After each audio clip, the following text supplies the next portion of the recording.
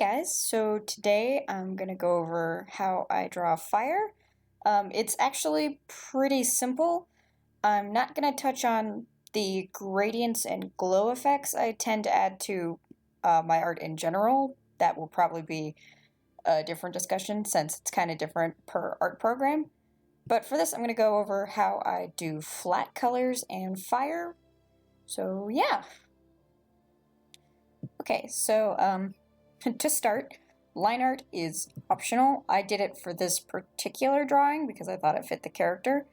So we're going to go ahead and disappear our layers here so that you can see how this is all built. Like I said, line art's optional. You totally do not have to include it. I just did because it matches the character's eye color and I thought it gave it a little extra pizzazz.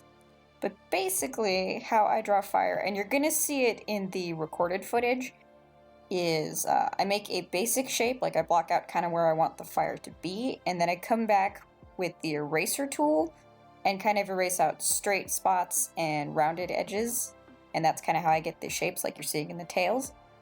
And then I layer the colors that I want to use. So in this case, I used red as the outermost flame. Then, where's my layer? So then I used orange as like the next level in, and you could probably stop here. And of course, after that, as you saw, I added in a yellow kind of at the center. So in the footage, you're going to see kind of what that looks like. But essentially, like I said, I block out where I want the fire to be, and then I kind of erase to get the shapes. And I will, if I don't like the shape, I pretty often will go back in and redraw in that area. For a lot of this, like the segments on the body, I kind of basically followed the outline I had given myself without following it exactly. So instead of making the same shape again over and over, I kind of randomized it a little bit, but in the same general areas where the previous layer of fire had been, just again smaller. And that's just kind of how I do it. Obviously there are lots of different ways to, but that's how you get the effect that I draw. So I'm gonna show you the recording of me doing it. I did start it after I'd already finished the orange layer because it hadn't occurred to me to record until way far in. But you'll kind of see what I mean by like adding and erasing out to get shapes that you like. There's not really a right or wrong way to.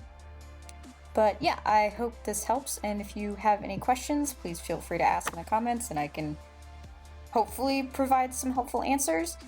And if you happen to, use this tutorial and make some cool fire stuff, I would love to see the art that you make, so please feel free to share with me.